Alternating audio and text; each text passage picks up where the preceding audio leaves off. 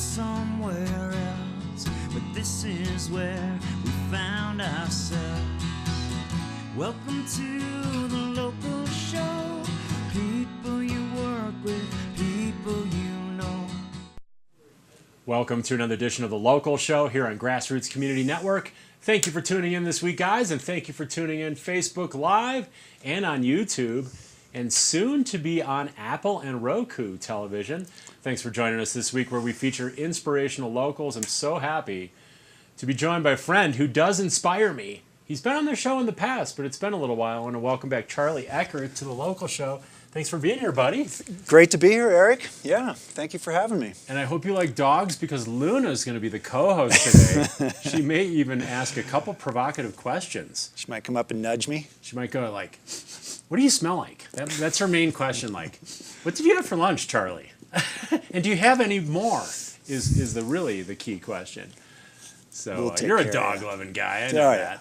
You bet. Dogs are the best. Unconditionally.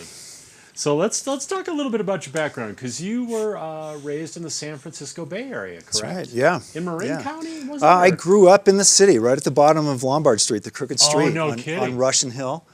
And all through high school, and then moved up to UC Davis for college, and then UC Berkeley, and then out to Marin, where my parents still live today. Okay, so, West Marin.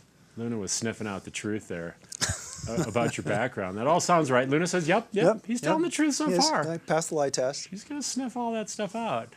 And did you kind of develop it? I mean, we know about Marin, at least in the mountain bike world, that it's so famous. Was that where you first kind of developed your love of cycling in that? No. The love of cycling came way before that. I would say, I've always commuted to school through grammar school and high school. I took a big 5.5-month tour of Europe, 13 countries, 8,000 miles back in 1981. Wow. And I think that's really what turned it over for me. I started getting into racing after that. And have been at it ever since. So, and then when I moved to Aspen in '93, I got very involved with trails, with Roaring Fork Outdoor Volunteers, right, and Aspen Open Space and Trails. So. And now also Roaring Fork Mountain Bike Association. Roaring Fork Mountain Bike Association. RFMBA, we call it. It's a subsidiary or basically a chapter of IMBA, the International Mountain Bike Association. That's right. Yep. So you're like all in. You just pushed your chips like all into the pile of cycling and all the infrastructure around cycling. Yeah, it's good to be involved in any way I can be with regards to connecting our valley with trails. And it's a little more than that too. It's kind of this partly an environmental awareness, because when you ride a bike, you're more environmentally friendly. You're taking better care of nature, and you're taking better care of yourself. That's right. Because it's a lot healthier than just like, I've never heard anyone getting that fit by driving a car. Yeah. In fact, they get stressed, and it could be a negative thing. So it's kind of also involves the environment, right? It does. Your cycling? It does. Yeah, I like to think of it as being full circle, and just putting in my volunteer time to make traveling around in a non-vehicular access, just more easy for everybody in the valley. Right. And it increases your fitness. So things like commuting feeds also into your racing. That's like training and fitness, right? Yeah, you can take that to any degree you want to. But I like I mentioned, I've been a commuter all my life, and it's good because your regular commute and work schedule allows you to get out there twice a day, not once, but your heart rate is going up and down, sort of driving your metabolism and increasing your fitness. And usually you're late, so you tend to go a little faster than you need to. But, so you can get some interval training too? It feeds on itself. Little intensity training there? Absolutely, yeah. Right. Sometimes you go really hard, depending how late you are. And for a while there, you were doing the reverse commute to Basalt from Aspen, right? So that's a good distance. You're biking almost 40 miles. Almost 40 a day. That's incredible. That's incredible. So.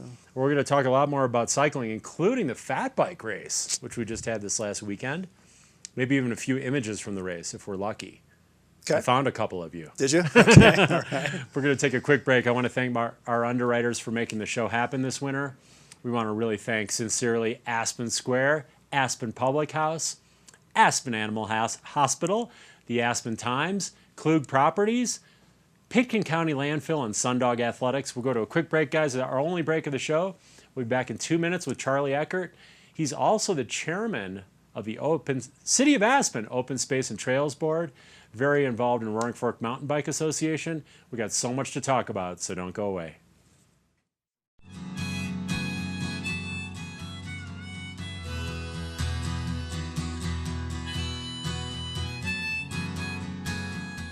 Aspen Animal Hospital's partnership with Wellhaven offers our community a very friendly and professional staff featuring 5 veterinarians, a new care companion plan, wellness plans to cover your preventative care needs for the entire year, and now introducing new feline-friendly Thursdays.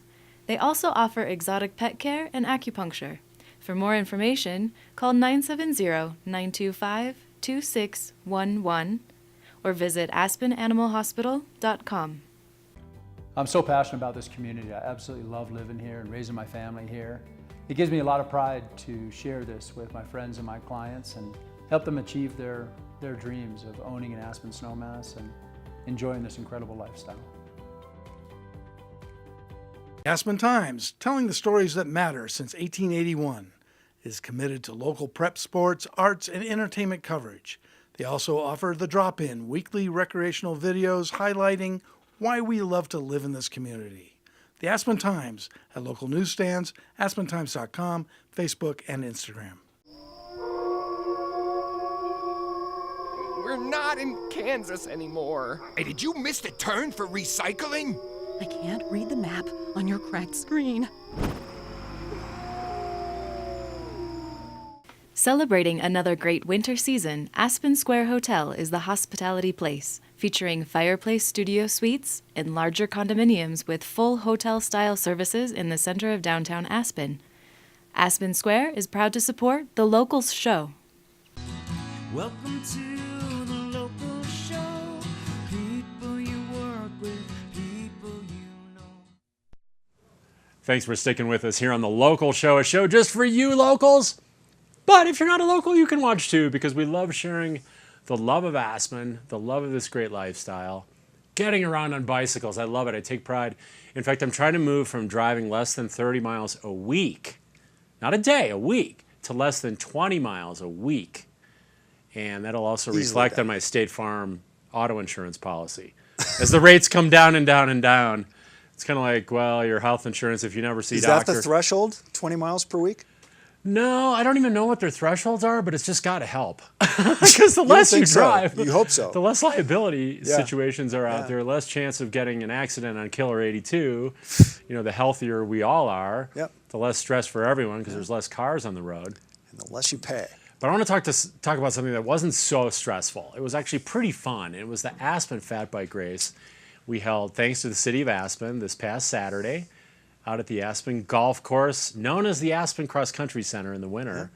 And you had a good result. You got on the podium. I did okay. Tell us a little bit about your race. Well, it was fun. This was the second fat bike race we put on the golf course. And we had 2 divisions. We had an open division for generally the faster people. And then we had a recreational group that just came out and rode a full half an hour and got around the course pretty well. But it was interesting because with fat bike racing, it's sort of a crap shot on race day because of the weather conditions. You know, you never really know how hard the track is going to be, or if there's fresh snow or what.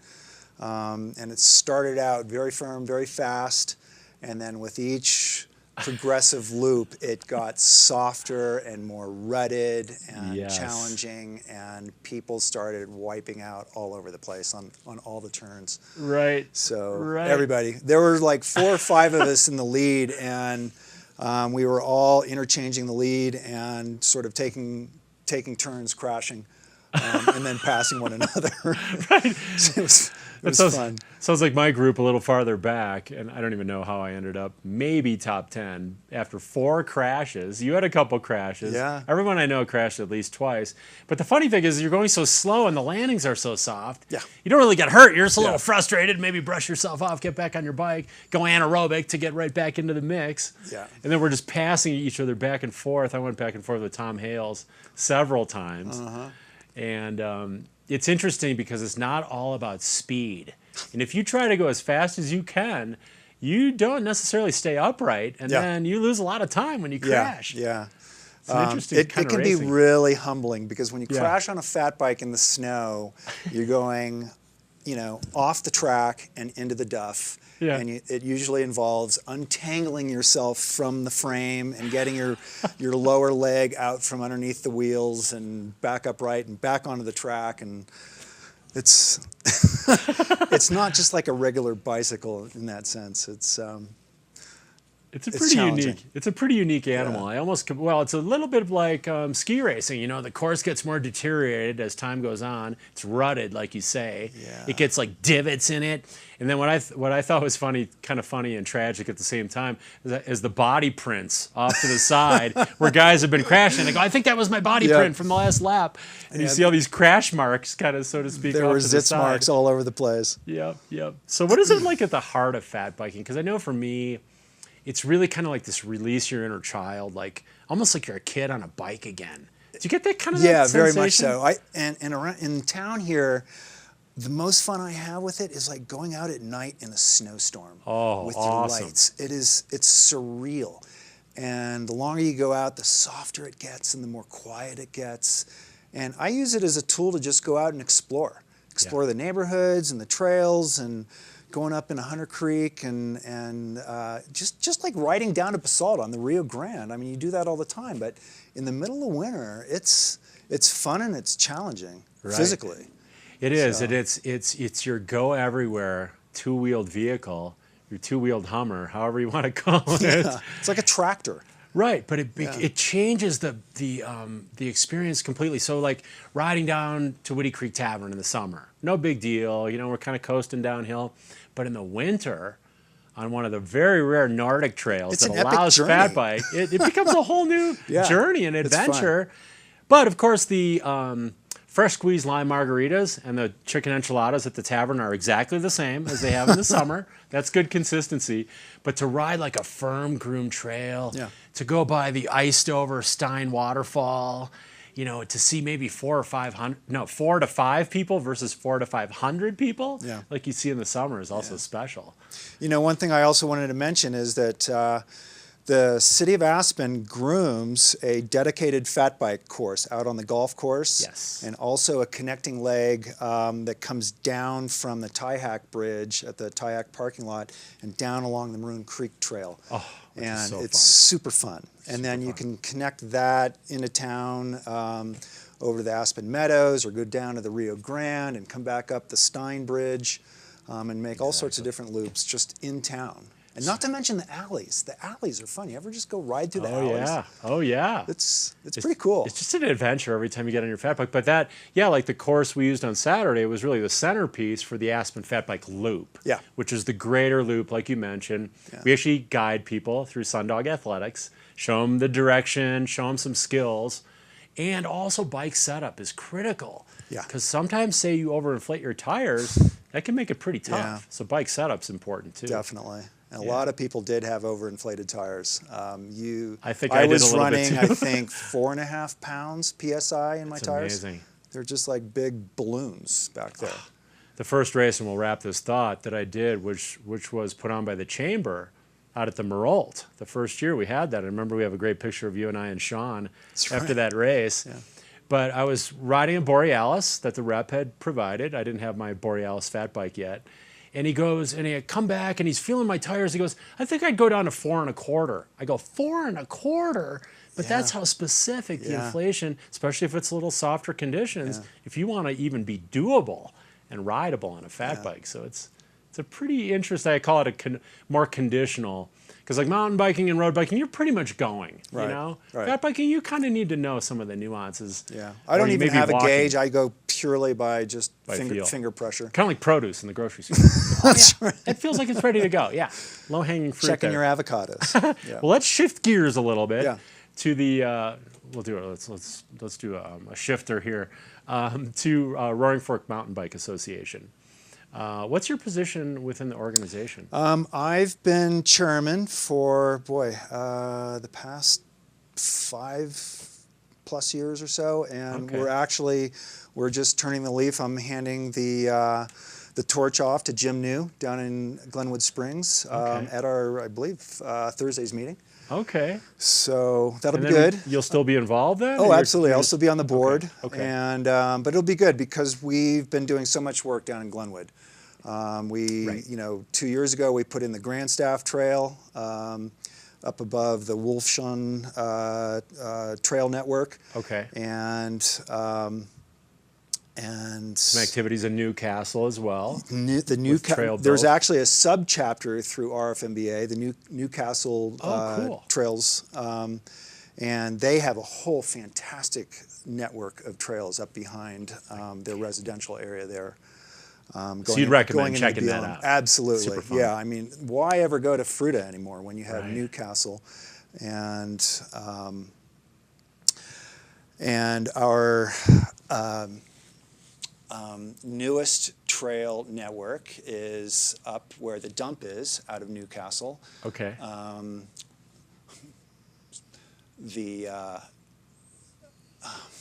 Spacing on the name But right no, now. this is perfect because we want to give people a resource anyway to find out more. Yeah, So absolutely. they can look up some of the details on these trails. Please go to rfmba.org. Right. And It's okay. It's okay to have a senior moment. I have them all the totally time. having a senior moment. Once you get in your 50s, it starts to go not paradise. downhill quick. It's okay. We don't have to get into all those Anyway, specifics. riding's great down there, and we have additional trail work that'll be done in the Crown area next year. Nice. We're going to build a couple upper loops in the Crown. Cool. And additional work up in Hunter Creek. Right. So more to just keep your finger on and come out and check out the trails and see what we're doing. It's A lot of good really stuff coming awesome in. because now we've kind of created this buffet, so to speak, of riding. You've got the Aspen, the Mid-Valley, Glenwood, Newcastle. This is really kind of blown up, and Yeah. we got to give some love to Mike Pritchard, who's really Absolutely. spearheaded. Mike Pritchard, our executive director, has taken our Roaring Fork Trail system and multiplied it by a factor of 10, and Right. he's become allies with all of our local agencies, the BLM, the Forest Service, Glenwood Springs, Aspen, Picken County, Garfield County. He's done tremendous things. Right, because collaboration is so key. I mean, we look at other parts of the country, like I know Sun Valley has had concerns about losing trails, through different political, different nuances in the politics, or now we're designated as wilderness and you lose your trails, or whatever the case may be. We're like growing, and much of that success is from the collaboration with all these organizations. Well, It's even been Wilderness Workshop, we Yeah, might consider that's right. on the other side of a lot of these conversations. No, But I we think would- Mike's done a great job in bringing everyone in to these conversations. Absolutely. So thanks for all you do for RFMBA, because things like Sky Mountain Park have really made like Aspen mountain biking specifically just amazing, a whole nother level. Yeah. So Yeah, thanks for please go to rfmba.org and sign up, become a member, or at least sign up and get on our newsletter list so you can stay current with all the new developments in the trails in the valley. that. Right. Well, let's talk about something that I'm involved in too, which is the City of Aspen Open Space Yes. and Trails Board, or we just put OST Board, which you are our chairman. So you're kind of like that chairman guy. You like the chairman of the board, literally. Of RFMBA now stepping down, but now of the OST for the city. Now we got to be. There's the county, open space and trails, and there's a city. But can you give people kind of an overview of what we're involved in with the City of Aspen OST board? Well, we're an advisory board to the City Council, and we oversee potential open space purchases and also all of our connecting trails, both multi-purpose and single-track trails within the urban growth boundary, essentially. And we also do a lot of partnering with Picken County. So things such as, we have a new trail coming in, a multi-purpose trail going up to connect Aspen up to the music festival and Aspen Country Day School. Yes. And so we are partnering 50-50 with Picken County on that. And we'll be doing more as we sort of reach our tentacles outside of the city limits. So. And we're all the way out to Cozy Point too, which has been really interesting. I didn't really know the city's involvement, or I thought it might go out just to the urban growth boundary, which is the Airport Business Center, but we actually go a little bit beyond that to Cozy Point. And well, Cozy Point Ranch is owned by the city. That is a property that the city leases out to Aspen Tree and the Cozy Point Equestrian Center out there. Right. So. Right, and that's been some pretty interesting conversations revolving around that development. We just finished a new management plan for that, which sets all sorts of things in motion. There's a lot of maintenance work that's going on there to bring just the facility up to standards. Aspen Tree is also proposing a new activities center, which we'll be hearing more about in this upcoming year. So we need to get the horse in front of the cart and get a master plan in place before we can actually go forward on that. Right. So we're going as quickly as we can to get all those moving parts in place. Exactly. So. There's more moving parts than people think, and way more than involved than what I thought from the outside. Now, coming up on a year on the board myself, which has been just so interesting, and I've been so impressed by also the caliber of the people involved, whether it's our board, not to kind of pat ourselves on the back, but the city staff. Yeah, they're it's awesome. Really been impressive. Yeah.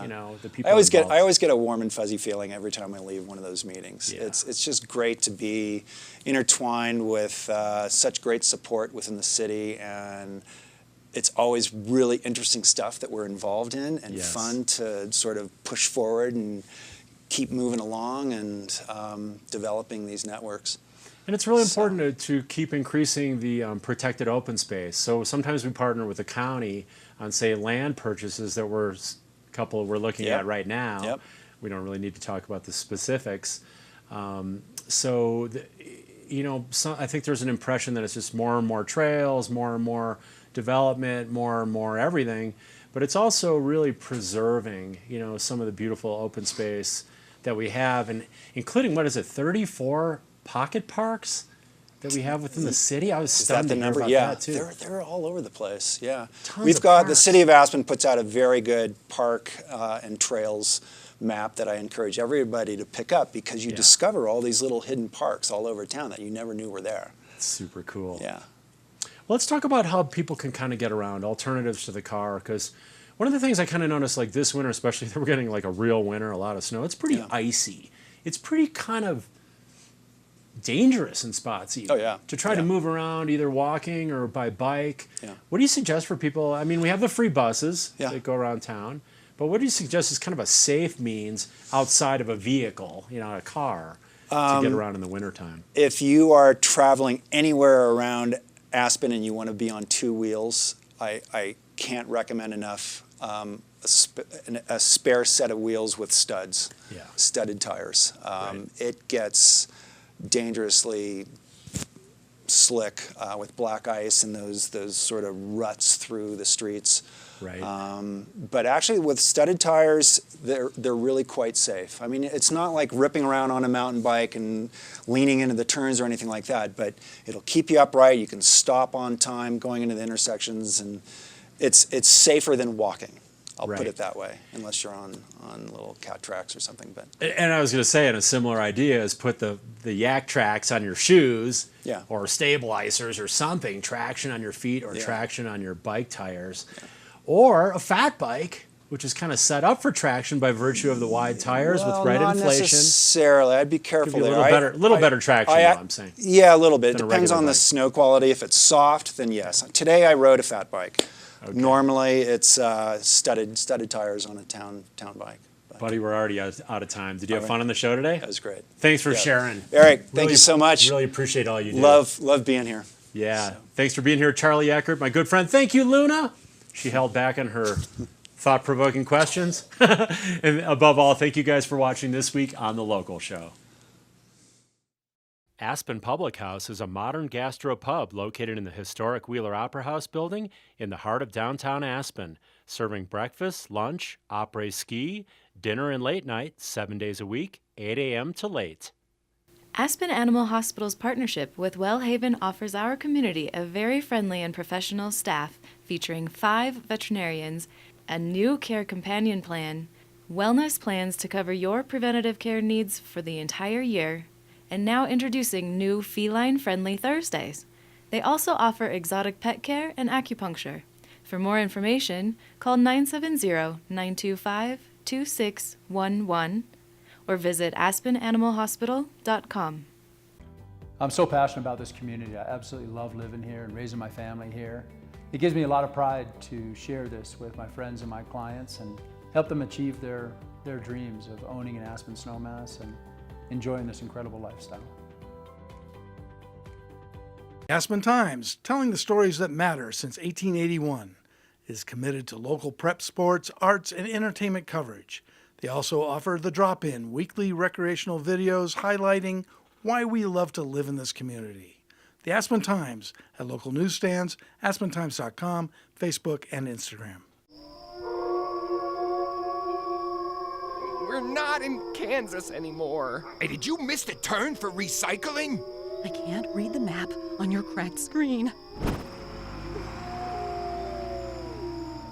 Sundog Athletics is your opportunity to experience one-of-a-kind guided adventures and gain new skills to experience the thrills of snowshoeing, fat biking, canoeing, mountain and road biking.